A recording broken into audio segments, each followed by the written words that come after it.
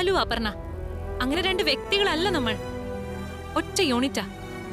അപർണ എന്ന് പറയുന്നതേ ബാലുവും കൂടി ചേർന്നിട്ടാ. എന്നെ സംബന്ധിച്ച് അതങ്ങനെ തന്നെ ആയിരിക്കും മരിക്കുന്നത് വരെ.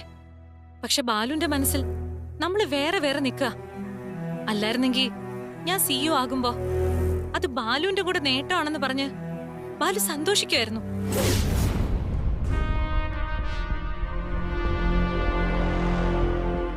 ഞാൻ പറഞ്ഞില്ലേ, ബാലുവിന്റെ ഈ കോംപ്ലക്സ് ബാലുവിന്റെ മാത്രം കുഴപ്പമല്ല. നിങ്ങൾ ആണുങ്ങൾ ചേർന്ന് കാലങ്ങളായി ഉണ്ടാക്കി വെച്ചിട്ടുള്ള ചില രീതികളുടെ പ്രശ്നം. ഭാര്യ എന്ന് വെച്ചാ അടുക്കളയിൽ കിടന്നോണം, തനിക്ക് മുകളിൽ അവള് വളരാൻ പാടില്ല. ആ ഒരു കാഴ്ചപ്പാട് ഭൂരിപക്ഷ ആണുങ്ങളിലും ഇപ്പോഴും ഉണ്ട്.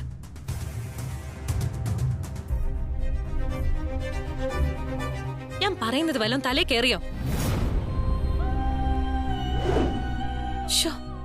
ഞാനിങ്ങനെ വലിയ തത്വചിന്തകളൊക്കെ പറഞ്ഞ് വലിയൊരു തത്വചിന്തയായി പോകുന്ന എനിക്ക് തോന്നുന്നേ. താമസിയാതെ ഞാനൊരു പുസ്തകം ഇറക്കും, ഭാര്യ ഭർത്താവിന് നൽകിയ സാരോപദേശങ്ങൾ. ബാലു ചിരിക്കണ്ട. നാളെ രാവിലെ ആവുമ്പോ ശങ്കരൻ വീണ്ടും തെങ്ങേ തന്നെ. അന്ന് ഞാൻ വീട്ടിൽ വെച്ച് പറഞ്ഞ ഓർമ്മയുണ്ടോ? ഇനിയും ഇങ്ങനെ ഓരോ കോംപ്ലക്സ് കാണിച്ചാ പല്ലടിച്ച് ഞാൻ താഴെയിടും. ഓക്കെ ഓക്കെ, പോട്ടെ, എല്ലാം പോട്ടെ. സത്യത്തിൽ എനിക്കാകെ വട്ടുപിടിക്കുന്ന പോലെ തോന്നി. കഴിഞ്ഞു, ലീവ് ഇറ്റ്. കഴിഞ്ഞു കഴിഞ്ഞുന്ന് എത്രാമത്തെ പ്രാവശ്യ ബാലു പറയുന്നേ? സത്യത്തിൽ നമ്മൾ ഇങ്ങനെയുള്ള വിഷയങ്ങൾ സംസാരിക്കുന്ന ഞാൻ കരുതിയതേയല്ല. പോട്ടടോ, സോറി, 1000 വട്ടം സോറി. അങ്ങനെ നൈസായിട്ട് സോറി പറഞ്ഞ് രക്ഷപ്പെടാന്ന് കരുതണ്ട. പിന്നെ എന്നെ വിഷമിപ്പിച്ചതിനെ പരിഹാരം ചെയ്യണം. എങ്ങനെ? എനിക്ക് കോമ്പൻസേഷൻ തരണം. കോമ്പൻസേഷനോ? എന്ത് കോമ്പൻസേഷൻ?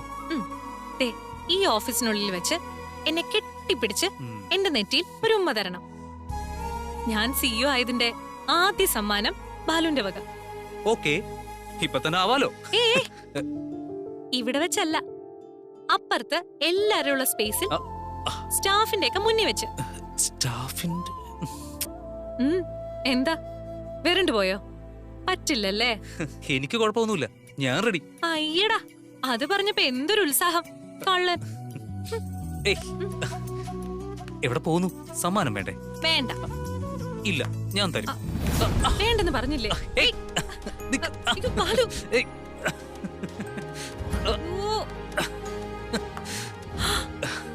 ബാലു ഇറക്ക്. ബാലു ആരെങ്കിലും കാണും.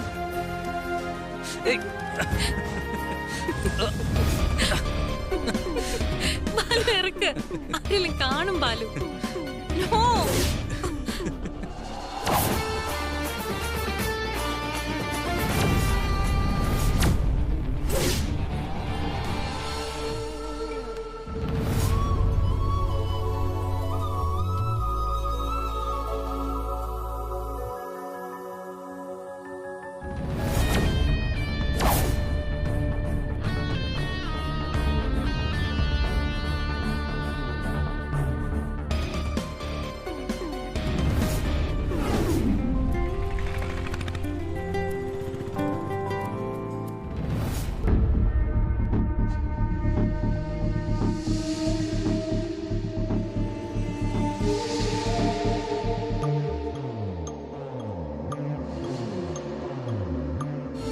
നീ എന്താ ഇവിടുന്ന് ആഹാരം കഴിക്കുന്നത്?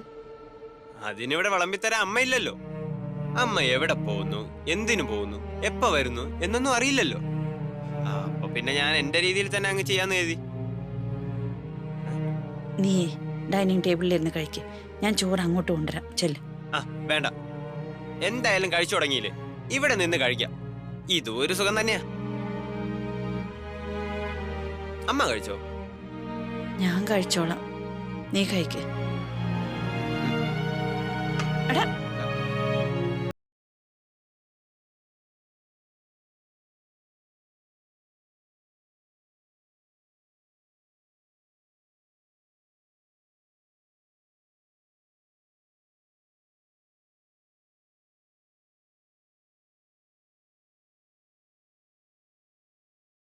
എടാ ഞാൻ പിന്നെ കഴിച്ചോളാന്ന് പറഞ്ഞില്ലേ. അത് പറ്റില്ല. ദാ അമ്മേ കഴുകി ബാ. ഞാൻ കഴിച്ചോളാടാ. അമ്മ മര്യാദക്ക് ഭക്ഷണം കഴിക്കാനാ ഞാൻ പറഞ്ഞത്. കഴിക്കമ്മേ. ഈ കുട്ടീനെ കൊണ്ട് തോറ്റു.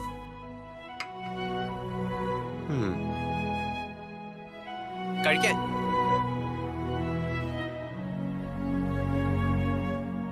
അമ്മേ ഈയിടെ സമയത്തിന് ഭക്ഷണം പോലും കഴിക്കാതെ അമ്മ എവിടെയാ ഈ അലഞ്ഞു നടക്കുന്നത്? എനിക്കറിയാം, എത്ര തന്നെ ചോദിച്ചാലും അമ്മ ഇതിന് ഉത്തരം പറയാൻ പോകുന്നില്ലെന്ന്. പക്ഷേ ഇന്ന് അമ്മ പറഞ്ഞേ പറ്റൂ. പറ അമ്മേ. ഒന്നുമില്ല മോനെ, അമ്മയ്ക്ക് കാറ്ററിംഗിന്റെ ചില ഓട്ടങ്ങള് അത്രേ ഉള്ളൂ. അമ്മേ എന്റെ മുഖത്തേക്കൊന്ന് നോക്കിയേ. ശരി, ഇനി അമ്മ പറ, അമ്മയ്ക്ക് പ്രശ്നമൊന്നുമില്ലാന്ന്. എടാ മോനെ, നീ അമ്മേനെ പരീക്ഷിക്കല്ലടാ. നീ എന്നോട് ഭക്ഷണം കഴിക്കാൻ പറഞ്ഞു, ഭക്ഷണവും എടുത്തു തന്നു. എന്നിട്ട് ഭക്ഷണം കഴിക്കാൻ സമ്മതിക്കുന്നുമില്ല. ഞാനൊന്ന് ഭക്ഷണം കഴിച്ചോട്ടെ. അമ്മയ്ക്ക് മാത്രമല്ല എനിക്കും കഴിക്കണം ഭക്ഷണം. പക്ഷേ കഴിക്കുന്നത് സന്തോഷത്തോടെ വേണം. അമ്മയുടെ പ്രശ്നങ്ങൾക്ക് നടുവിൽ ഞാൻ എങ്ങനെ സന്തോഷത്തോടെ ഭക്ഷണം കഴിക്കും? അമ്മേ, അമ്മയുടെ വിഷമം തീർക്കാൻ വേണ്ടിയിട്ടാ ഞാൻ ഈ പറയുന്നത്. അമ്മ എന്നോട് പറ, മറ്റാരും അറിയില്ല. എന്ത് പ്രശ്നമാണെങ്കിലും ഞാൻ പരിഹരിച്ചു തരാം, അത് ഉറപ്പാ.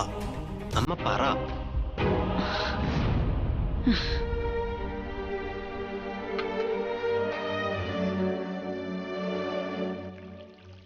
ഞാനേ പിന്നെ കഴിച്ചോളാം. അമ്മ ആഹാരം നിർത്തിയിട്ട് പോണ്ട, അമ്മ കഴിച്ചേ. നീ എന്താ ആജ്ഞാപിക്കുക? അതെ, അനുസരിച്ചില്ലെങ്കിൽ ആജ്ഞാപിച്ചേ പറ്റൂ. അമ്മ കഴിച്ചേ. കഴിക്കേ.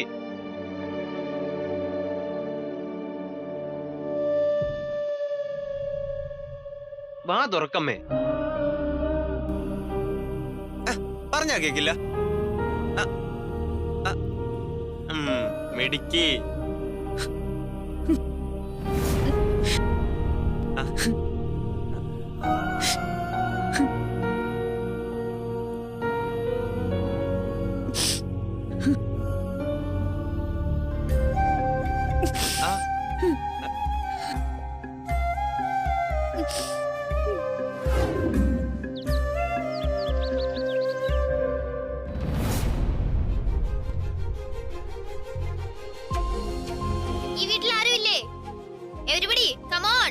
ഹലോ, ഞാനിവിടെ കണ്ടൂടെ? ഓ, കൊച്ചേട്ടൻ ഇവിടെ ഉണ്ടായിരുന്നോ? വാ.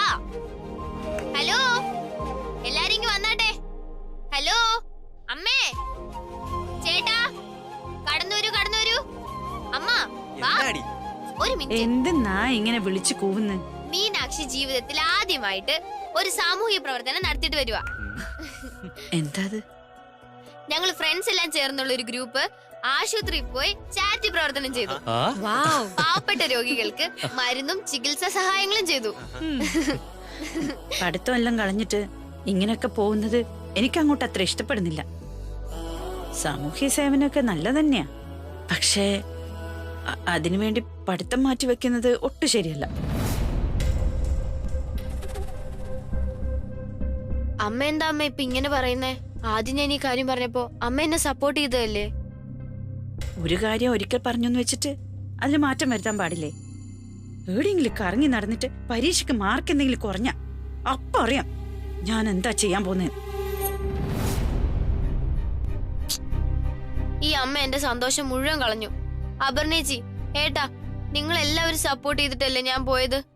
അതുമല്ല, ഞാൻ ഇന്ന് ആശുപത്രിയിൽ എത്തിയ ഉടനെ ഞാൻ അമ്മയെ ഫോണിൽ വിളിച്ചതാ, ഞാൻ ഇങ്ങനെ ആശുപത്രി പോകുന്നുണ്ടെന്ന് പറയാൻ. പക്ഷെ അമ്മ ഫോൺ എടുക്കണ്ടേ?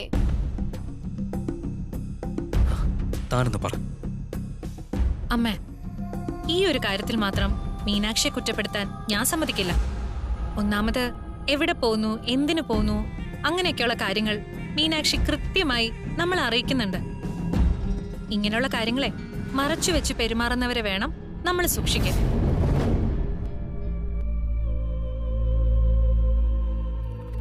അപർണ പറയുന്നത് ശരിയാമേ. മീനാക്ഷി ഒരിക്കലും നമ്മുടെ അനുവാദത്തോടെ അല്ല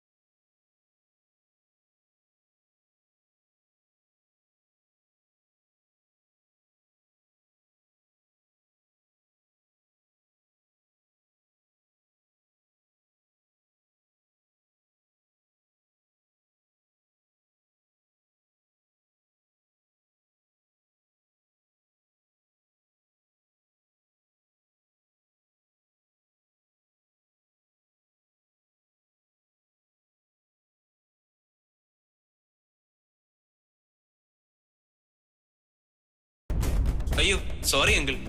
ആ സാരമില്ല. അങ്കിൾ അപർണേച്ചിയുടെ റിലേറ്റീവ് ആയിരിക്കും അല്ലേ?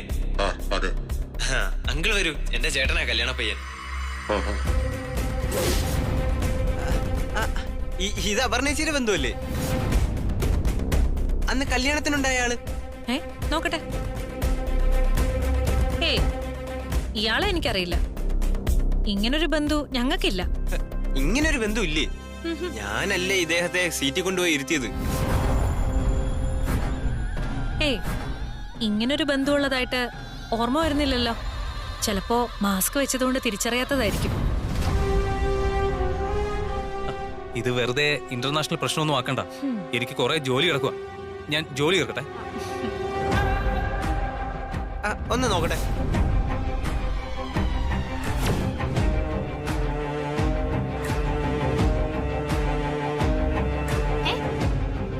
ഇതിനകത്ത് ഇങ്ങനെ ഒരു സ്ത്രീ ഉണ്ടായിരുന്നു.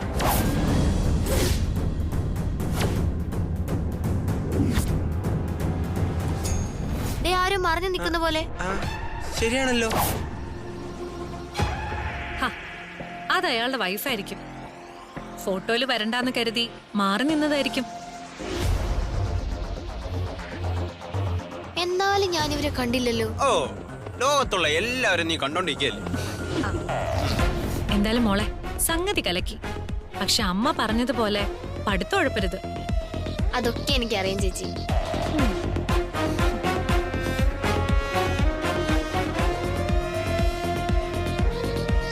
എന്നാലും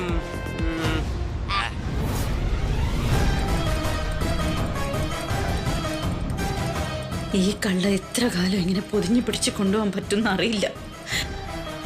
ഇനി വരുന്നത് പോലെ വരട്ടെ.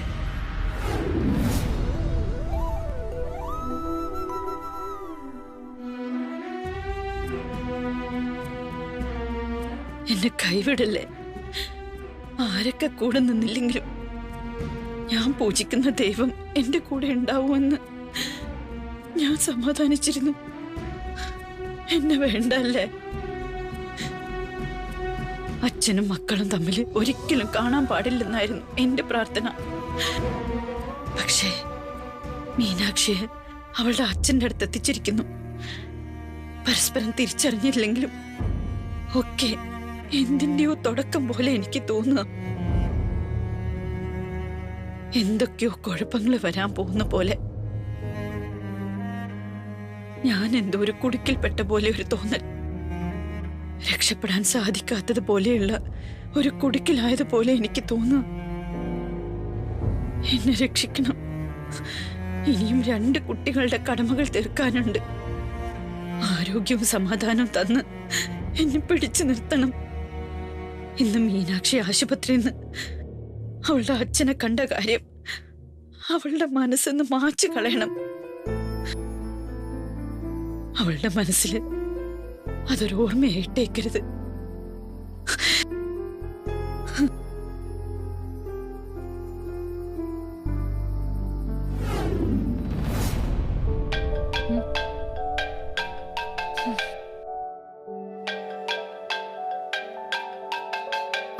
മമ്മിയ റിങ് ചെയ്യുന്നുണ്ട്. എന്തായാലും നീ ഫോൺ എടുക്ക. ഹലോ. എന്താ നിന്റെ ഹലോയ്ക്കൊരു കട്ടി? ദേഷ്യം മാറിയില്ല ഇതുവരെ? എന്റെ സ്ഥാനത്ത് മമ്മിയാണെന്ന് കരുതി ഒന്ന് ചിന്തിച്ചു നോക്ക്. അപ്പ അറിയാം ദേഷ്യം മാറുവോ ഇല്ലയോന്ന്.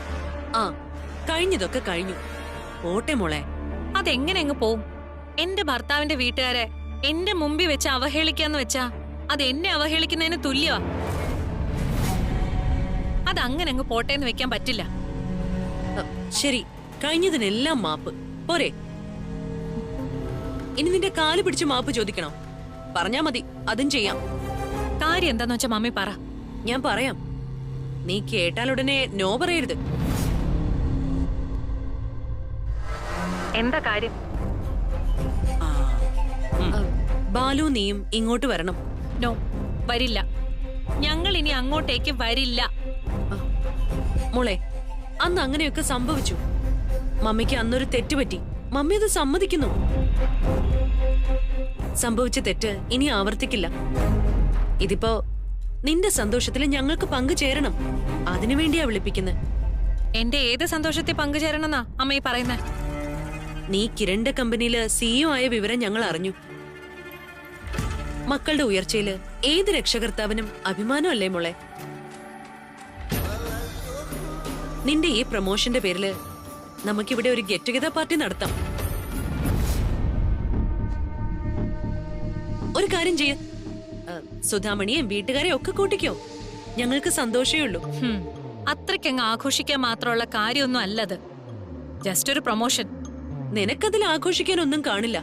പക്ഷേ നിനക്ക് മക്കളായി അവർക്കൊരു ഉയർച്ച വരട്ടെ. അത് എത്ര ചെറുതാണെങ്കിലും ശരി, അപ്പോഴറിയാം നിന്റെ സന്തോഷം.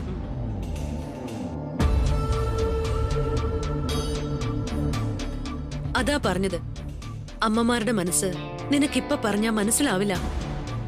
നീ വരണം പ്ലീസ് മോളെ.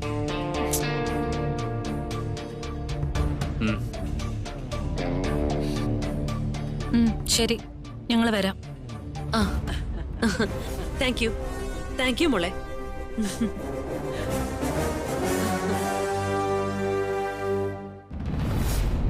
ഞാൻ കരുതി ബാലു സമ്മതിക്കില്ലാന്ന്.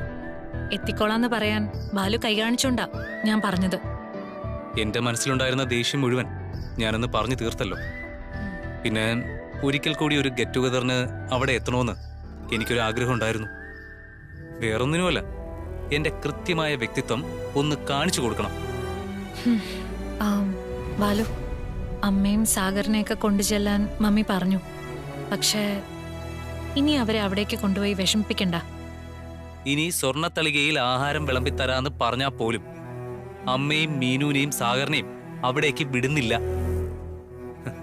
അഭിമാനം വിട്ട് ഒരു കളിയുമില്ല. നമ്മൾ രണ്ടുപേരും കൂടി പോകുന്നു. ഇവിടെ അമ്മയോടൊന്നും ഈ കാര്യത്തെപ്പറ്റി സൂചിപ്പിക്കുക പോലും വേണ്ട. ഫംഗ്ഷൻ കഴിഞ്ഞു വന്നിട്ട് എല്ലാം പറഞ്ഞാൽ മതി.